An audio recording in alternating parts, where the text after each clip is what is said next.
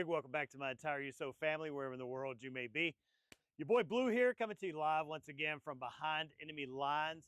And ladies and gentlemen, today I'm going to introduce you to a little bit of potential magic, maybe.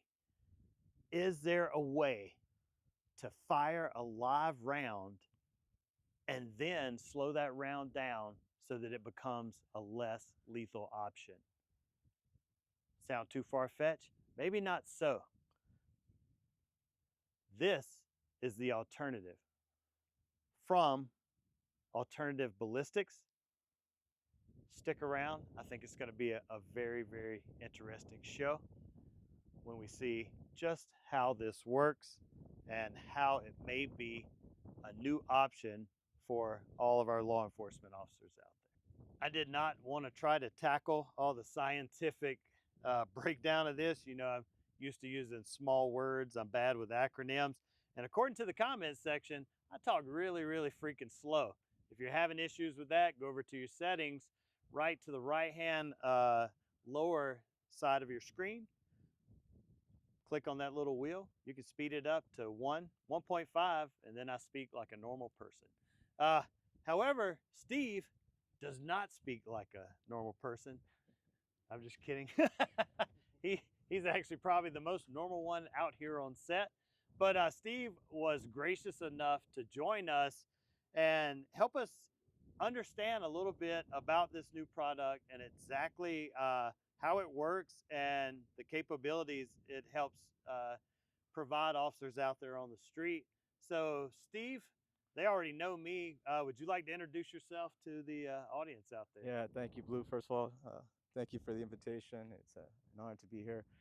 My name's Steve Luna. I am the CEO of Alternative Ballistics Corporation. Our company is a public safety company that provides law enforcement with less lethal technology. Outstanding. I told you, a lot better than me. But don't worry, I'm all coked up, so I'm going to try to talk a lot faster today. Coca-Cola, of course. Don't want any more issues with the powers that be. Now, if you are prior law enforcement or military, you may have been exposed to our options in the past. And those options are initially were just a baton, a wooden stick, or I think they made the PR-24 out of what they made bowling balls out of, because those things were indestructible. Later on, we got into pepper spray, CS gas, all this stuff, and tasers came on scene.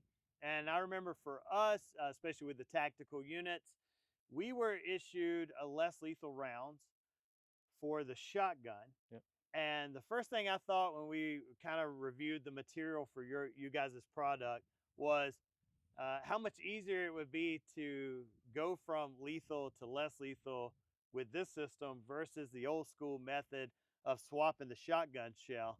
And I think we've covered it once before, but I just very quickly, before we get into it, I just want to demonstrate for the audience who hasn't seen that earlier episode what that would look like. So this is a unloaded Remington 870. It's pretty much ubiquitous within law enforcement, military. Maybe you have a Mossberg or Winchester, but they all kind of follow the same format. Now, normally they're carried with no round in the chamber until you're ready to actually do work. These are dummy rounds, so only dummies beware. Now, let's say if we were in an encounter with a suspect and we want to be able to use a lethal option, you just simply pump the shotgun, place it on fire, you're ready to go. Now, if you needed to swap to a less lethal option, and this very bright blaze orange is going to represent our less lethal option. First, you'd better know where it's at on your kit. You cannot run the risk of mistaking this for a standard shotgun round. And normally they're very close, so you almost have to see them. And I know some have textures that you could feel a little bit differently, but under duress, it's kind of a lot. So what you have to do is unlock the action, place the weapon on safe, unlock the action, push to the rear, just to the point where you can retrieve the shotgun shell, still a live one. And now, during all this, I'm actually losing the capability of firing the shotgun. So normally you'd have to do this with at least a number 2 man with you. And from here, we simply insert the dummy round, as you were, the less lethal round, and engage if necessary. Now, if all of a sudden the situation went to an immediate call for deadly force, simply pull, and now I've chambered the live round, and I am capable of using deadly force should the need arise. Now, that's a lot of moving parts. So much so that a lot of agencies went to a dedicated less lethal gun, especially if they had enough budget to or large enough agency to do so. And normally it was color coded blaze orange to let you know that was the less lethal shotgun, because moving all those parts was just a little too much. Now, that was just for me the first thing I noticed when I saw how this uh, new less lethal device, and is that how y'all refer to it, as a less Yes, lethal? less Okay, lethal. a less lethal device would work. So, with that, would you mind demonstrating how quickly you go from lethal to this less lethal Absolutely. alternative? So I'll demonstrate it with our blue training gun. So the technology, essentially, it's a three-part component, which consists of a pouch, which is carried on the officer's duty belt, which means it's readily available. It's on the officers as they arrive on the scene. They don't have to call it up or retrieve it from the trunk of their vehicle. When officers arrive on a scene, the first thing they have to do is make a conscious decision, right? So this situation where you would deploy the alternative is a situation where one, deadly force is justified and the subject has a weapon other than a gun, like a knife, a bat, broken bottle. So once the officer makes that conscious decision, the first thing they're going to do is draw their weapon. They're going to establish dialogue with the subjects. They're going to tell the subject to drop the weapon. If the subjects are not complying, at that point, the officer will grab the alternative from their pouch, coming from the back of the slide, keeping their finger off the trigger. They would seat it on the weapon. And by attaching it, which took me less than 2 seconds, I just converted their weapon from lethal to less lethal. And then as the officers give them the commands to drop the weapon, they're going to announce, just like in regular training with less lethal options, less lethal, less lethal. Then they would deploy it. Once they deploy it, the alternative will then eject off the slide of the weapon. The projectile will separate from the docking unit, going down range and hitting the subject with no penetration. And then a new round will cycle into the weapon for follow-up shots if necessary. The value of our technology is the fact that the officers are not changing platforms. And no matter the outcome, if they hit the subject and for whatever reason they get back up and they charge the officer because a new round cycled in, the officer is safe, in control, but most of all, always in the fight. And that's what makes our technology unique. Outstanding. Very unique technology. Now, you might be questioning, why would I need these type projectiles that we were talking about when you have access to batons, pepper spray, tasers? So my biggest thing that I realized is the limitation on the distance of engagement. How close do the officers have to come, and how quickly can a suspect close that distance and change the tide from a less lethal scenario to 100% a lethal scenario where you would have to use deadly force to protect yourself or the civilian population around you. Now, with that, what is the effective range of the alternative? So for officer safety, the minimum distance that we recommend is 21 feet. The effectiveness, you can shoot it all the way up to 40 feet with extreme accuracy. So our technology is as accurate as the operator behind it.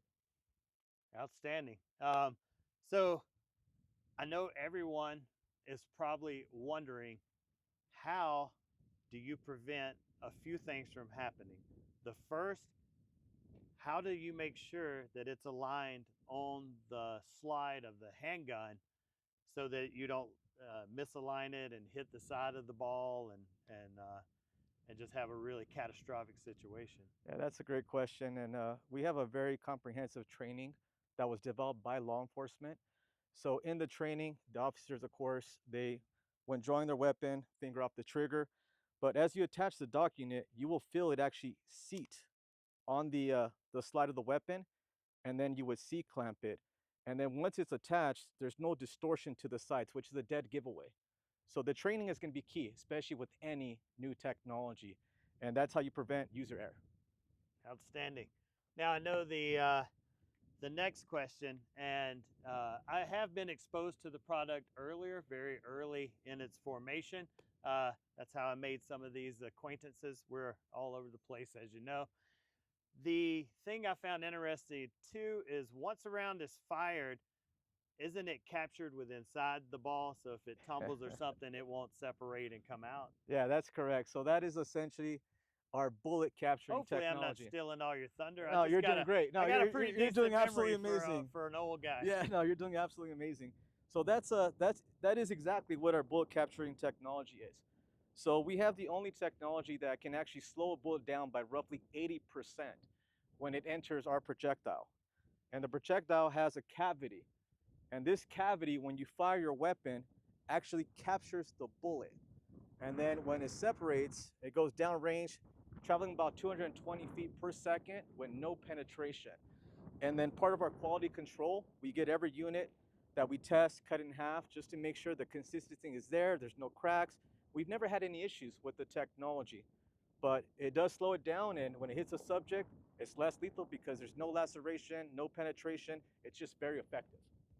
Outstanding. And so if you're familiar with handgun rounds, normally they're traveling about 1,000 feet per second, give or take some, depending on what caliber and blah, blah, blah. So 200, you said? 220 feet per 220 second. feet per second is slowed way, way down, which I just thought the product was kind of amazing. And that's why we jumped out there when we were given the opportunity to present it to everyone out there for our audience.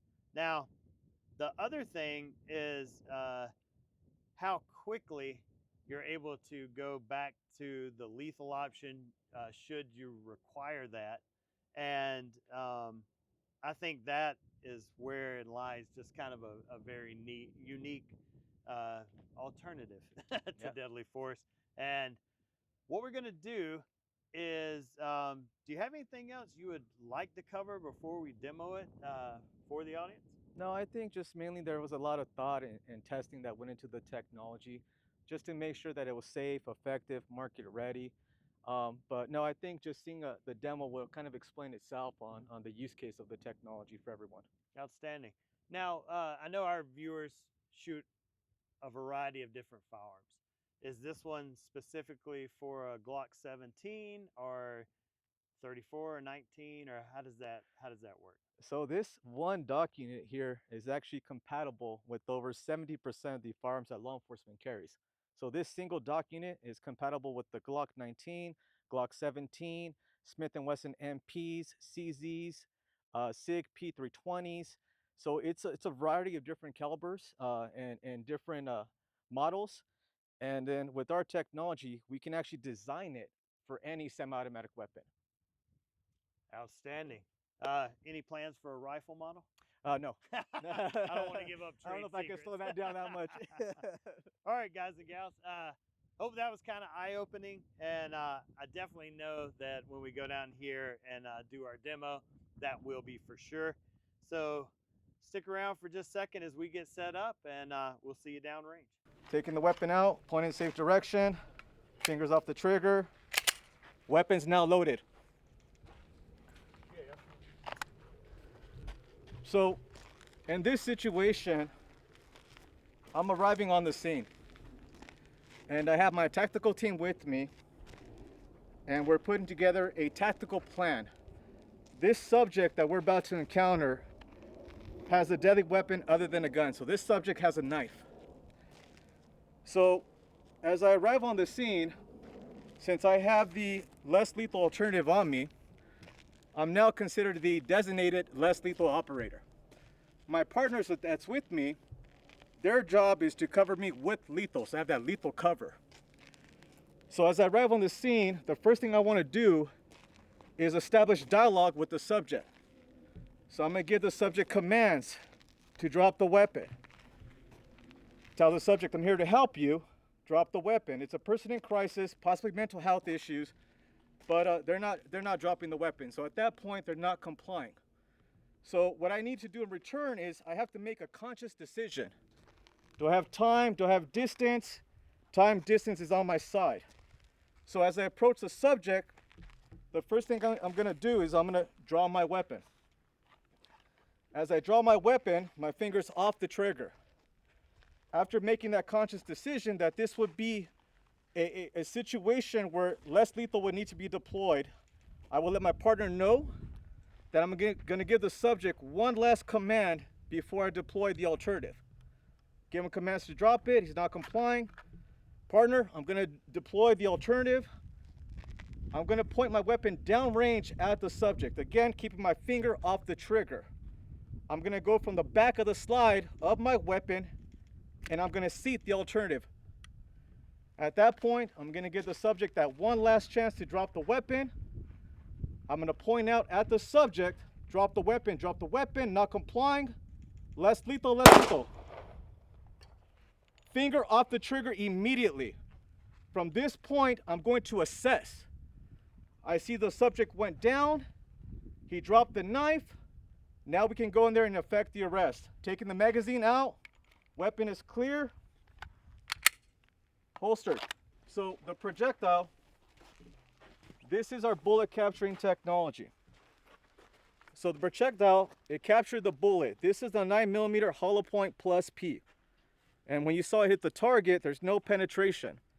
The dock unit ejected, a new round would have cycled into the weapon. But this is what our technology does. We're going to run through a different situation that officers will encounter. And I'm going to load 3 rounds in the magazine. And this situation is going to be where the subject has a knife, the officer deploys the alternative, the subject goes down. However, the subject actually gets back up, has the weapon in hand, and charges the officer.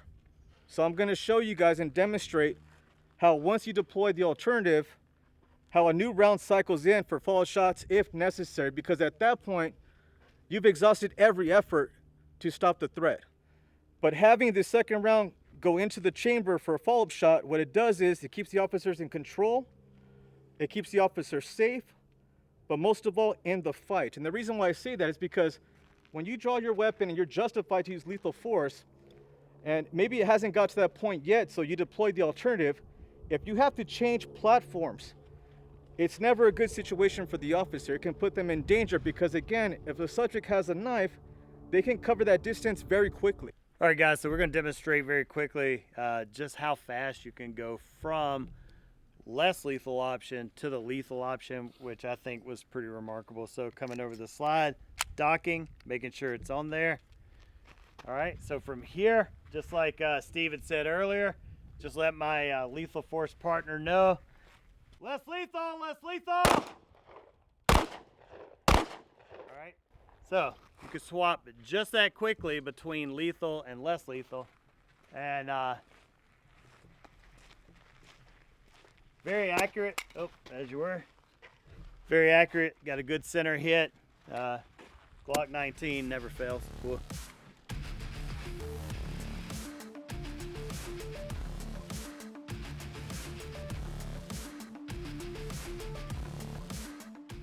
It is compatible. There's no distortion. You can put a flashlight. So it does work. It will fit. And obviously a lot of departments are now starting to carry it. So yeah, I showed up for one of the first tests and I had raised night sight and suppressor height, and it sheared it right off. They were very kind. They were very kind. They offered to replace it. I fixed it myself, but they made that adjustment. So I like to feel like I played a small role in making a better product, a better life for everyone out there. They're just about the same. I realized that they're coming out with a blue model with a hole for the round to go through. Could be a setup. No, it's a trainer. All right, guys, if you're enjoying this content, which I hope you are, and would like to see us continue to bring you new and interesting things, make sure that you like, subscribe, hit that notification bell. If you got time, leave us a comment, even if it's just hang loose. That little bitty action helps the algorithm throw us into the stratosphere and get viewed by a lot more people, which allows us to bring more and more interesting things to you. Jump down in the description, you'll find our website, a link to our Instagram. If you're close enough to the Southern California area and would like to train with us, usoverwatch.com. We have open and private courses available. And jump in there if you like the swag that we're rocking out here on the range, you can get some of your own. All right, guys and gals, so we went down range, gave a really eye-opening, interesting demonstration of the capabilities of the alternative from Alternative Ballistics. Now, I know everybody in the viewing audience is warming up those keyboard fingers, getting ready to attack. So we're going to see if we can throw you off that trail, because I had some of the same questions. Now, we brought out the big guns. This is Jason. Jason, would you like to introduce yourself to the audience, please? Jason LeBlanc, Chief Operations Officer, Alternative Ballistics. Cool. Direct and to the point, as businessmen often are. So one of the questions I could definitely see as being a former departmental training officer and instructor for the state is, with that capability of going from less lethal to lethal, how would you prevent an officer from having that accidental adrenaline dump, double tap situation? If you're not familiar with double taps, where you just subsequently fire a couple of rounds. Yeah, so the training program that we have established by our law enforcement team is to address those situations where things have slowed down. It's a planned event. So first and foremost, it's not a situation where, you're looking at a mag dump or an imminent lethal force situation. So with our training program, there's steps that you have to go through. First, identify the situation, have lethal cover in place, communicate with your team, communicate with your radio that you're about to go less lethal, and then you go through the process of taking the device, attaching it. The attachment can be very quick, but you're still in a controlled environment. You're having dialogue with the subject. You give warnings, you give verbal commands before deploying.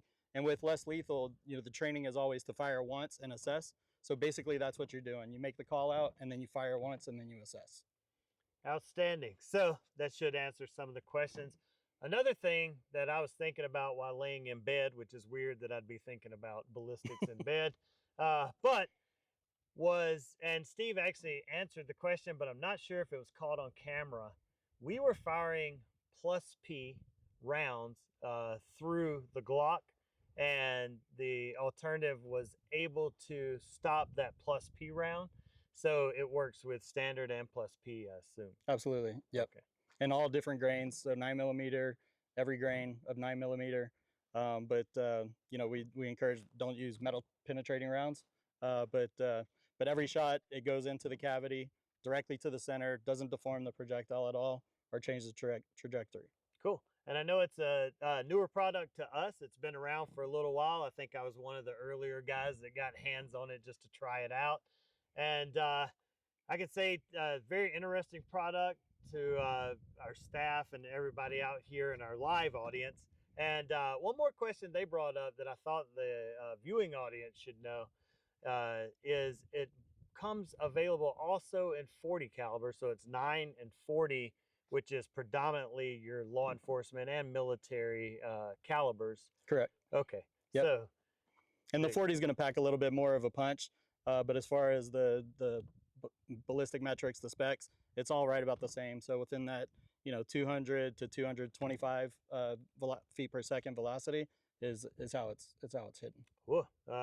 Hit pretty hard too from the looks of the leather curtain, as I like to refer to it as. Yeah. Now, do you have a social media website or something if they're interested in further delving into alternative ballistics? Yeah, alternativeballistics.com is our website, Alternative Ballistics YouTube channel, and Alternative Ballistics on LinkedIn and Instagram. Outstanding. All right, thanks a lot, Jason. Thank you, for bro. you and Steve coming appreciate out it. and giving us a topic that we were very interested to shake down for our community out there. And thank you guys for joining us. Before we get out of here, we always leave you with a golden nugget of wisdom. And seeing the topic that's on our tabletop here, I think that golden nugget of wisdom was best said by Ronald Reagan, and that was trust but verify. So I heard about it, but I wanted to verify it first. Thank you for joining us while we did that. And that has it for us today. This is Blue on behalf of the USO crew. Jason and Steve, thank you for coming out, and the rest of the guys.